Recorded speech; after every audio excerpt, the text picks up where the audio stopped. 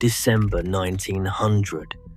Far out in the North Atlantic, 21 miles off the coast of Scotland, a jagged rock called the Flannan Isles holds a lonely lighthouse. It is remote, battered by waves, and almost impossible to reach.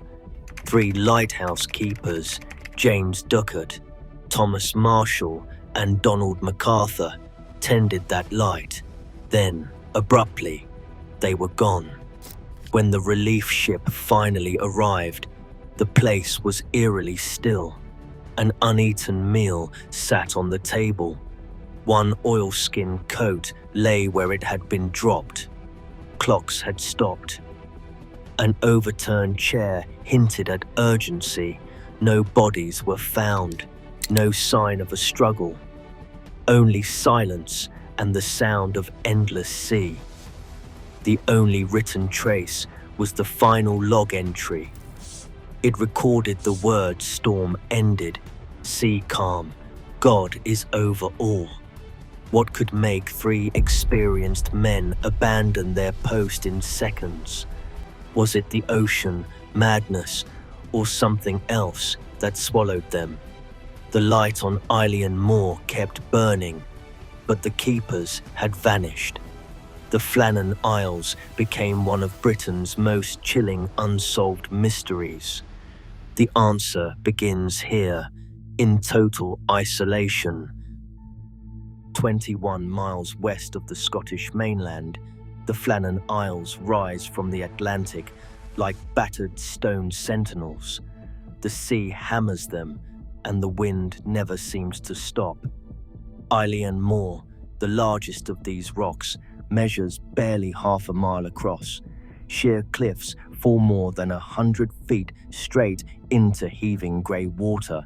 No trees, no shelter, nothing but grass, seabirds, and the endless wind. On this exposed outpost, the Flannan Isles Lighthouse was finished in 1899. Built by George Lawson of Rutherglen, it was a marvel of its time. A 74-foot white tower crowned by a lantern flashing twice every 30 seconds. Its 140,000 candle power beam was meant to pierce even the thickest Atlantic squalls.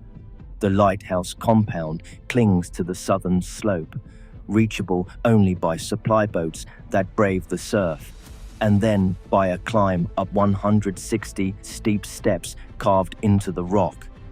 Every 2 weeks, a relief ship would struggle across open sea to bring fresh food, mail, and a new keeper to swap shifts. Between visits, there was nothing but the roar of the ocean and the howl of the wind. The nearest inhabited land, the Isle of Lewis, lay 16 miles away, out of sight and out of reach when storms closed in. For the men stationed here, the world shrank to stone, salt, and sky.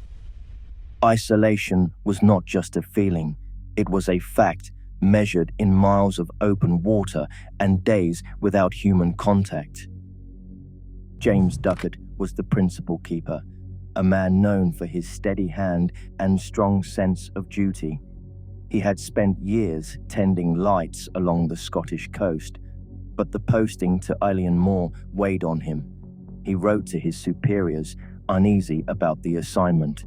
He had a young family back on the mainland, and he worried the island was no place for a father. Still, his experience and calm manner made him the board's first choice. Thomas Marshall was the second assistant, younger and hardened by life at sea. He had a solid background on merchant vessels, and among colleagues he was known as reliable. His steady presence balanced Ducat's caution, and his seafaring instincts were trusted when weather turned ugly. Donald MacArthur was the occasional keeper, filling in for a sick colleague. He was a seasoned mariner, tough and quick to act. Sometimes described as volatile, he was nonetheless counted on to work the rock when needed, to climb the ladders and handle the landings when waves closed in.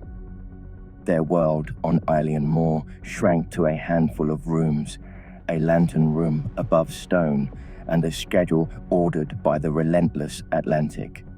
Each day began before dawn with trimming the lamp, cleaning the lens, and recording weather in the log. They hauled coal, tended machinery, and checked the clockwork that kept the light turning. When storms came, the keepers braved wind and salt to check moorings, to secure ropes at the landings, and to batten down anything that might be swept away. Those small acts of maintenance could mean the difference between safety and disaster. Supplies were precious, and improvisation was part of survival. They raised chickens, kept a tiny garden, patched their own clothes, and rationed every candle and every ounce of coal. Letters home were rare, carried by the fortnightly tender, and in the long stretches between visits, the three men relied on one another for company, conversation, and a fragile sense of normalcy. On Eilean Moor, routine was everything. It was their anchor against the endless sea, the habit that kept fear at bay until the weather or fate demanded something else. On December 15th, 1900, the transatlantic steamer Arctur cut a lonely course through the rough North Atlantic. As midnight approached, the crew scanned the black horizon for the familiar double flash of the Flannan Isles light. Instead, they found only darkness. The beacon, meant to warn ships from the jagged rocks of Eilean Moor, remained unlit. Heavy weather battered the Arctur, and the crew logged the outage. No urgent message raced ashore. The Arctur docked in Leith 3 days later, on December 18th, 1900, and only then did anyone on the mainland begin to learn that the light had gone dark. Days slipped by with no word from the keepers. The scheduled relief tender Hesperus was delayed by storms. When she finally set out, Boxing Day had arrived, 11 days since the Arctur's silent warning at sea. Captain Jim Harvey, commanding the Hesperus, approached Eilean Moor with growing unease. Protocol was clear. A flag should fly above the compound, and provision boxes should be ready at the landing. Instead, the island stood utterly silent.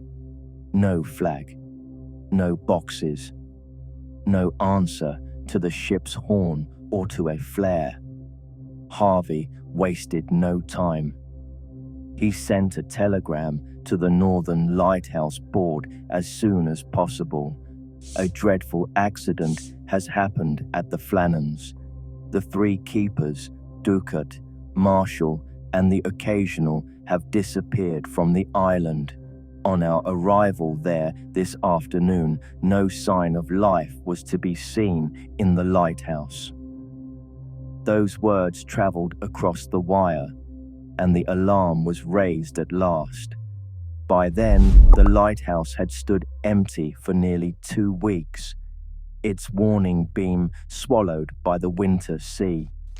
What could have left 3 experienced men alone on a tiny rock in the Atlantic and vanished their light without a trace? Joseph Moore braced himself against the wind as he climbed the 160 steps from the landing, boots scraping damp stone, breath clouding in the cold. The lighthouse door stood closed, but not locked. Inside, a hush hung over the station. No voices, no footsteps, just the faint tick of a clock that had wound down days ago. Moore moved from room to room, his own pulse thudding louder with each discovery. Beds were neatly made, sheets tucked with the same care as any morning before. The kitchen was spotless, utensils put away, nothing out of place. On the workbench, The lamp had been trimmed and prepared, its glass polished to a shine. The logbook's last entry, dated December 13th, recorded routine maintenance, no hint of fear or urgency. One detail caught Moore's eye. A single set of oilskins hung in the hallway, heavy with salt and rain. The other two were gone. Lighthouse rules were strict: never all leave the tower at once, and never without your oilskins in winter. Yet here was proof that at least one man had stepped into the storm unprotected. The clocks, too, had stopped, their springs unwound, marking the hours since anyone had cared for them. Popular tales would later claim there was an overturned chair or a half-eaten meal left abandoned on the table. Official records say otherwise. The interior was orderly, almost peaceful. No sign of struggle, no sign of the men, only the silence and the nagging question: how could everything be so calm when 3 keepers had vanished from the face of the earth? At the island's western edge, the battered landing told its own story. Iron railings stood twisted and torn from their moorings, some bent nearly double by a force few could imagine. The railway track leading down to the platform was warped, its bolts sheared away. A heavy wooden box used to store mooring ropes had been ripped from its place and smashed open, its contents strewn across the rocks below. Investigators measured the damage. The rope box and railings had stood more than 100 feet above sea level. For a wave to reach that height, it would have needed to strike with the power of a freight train. Even a 1-ton stone, once wedged securely on the platform, had been dislodged and hurled yards from its original position. No ordinary storm could do this. The Atlantic, in its fury, had left behind clear evidence of its reach. Every scar on the landing, every twisted rail pointed to a sudden, violent surge, one capable of sweeping away anything or anyone caught in its path. In January 1901, Superintendent Robert Muirhead filed his official report. The evidence pointed to a single, devastating conclusion. The 3 keepers were probably swept away by a colossal wave while tending to storm damage at the West Landing. The death register for Carlaway recorded their fate as probably drowning. The battered railings, the displaced rope box, and the missing oilskins all fit this explanation. No signs of violence or panic inside the lighthouse. No bodies ever recovered, just the Atlantic's silence. Yet not every question found an answer. Why did one man leave behind his oilskin in the heart of winter? What emergency could force all 3 outside, breaking strict lighthouse protocol? And why did the relief ship arrive too late to find any trace? Some modern writers have speculated about carbon monoxide poisoning from faulty lamps or ergot poisoning from spoiled grain. Others return to the island's isolation, pointing to Donald MacArthur's reputation for volatility and the stress of confinement. But no physical evidence supports these theories. The facts remain incomplete, the gaps filled by speculation. Over a century later, the Flannan Isles mystery endures, anchored by what is known and haunted by what will never be found. In an age of satellite surveillance, the Flannan Isles remind us that some mysteries defy answers, even now. As technology unravels secrets elsewhere, this empty lighthouse stands as proof that human absence can echo louder than any discovery. Sometimes the unknown endures, unchanged and utterly haunting. Share your theories below.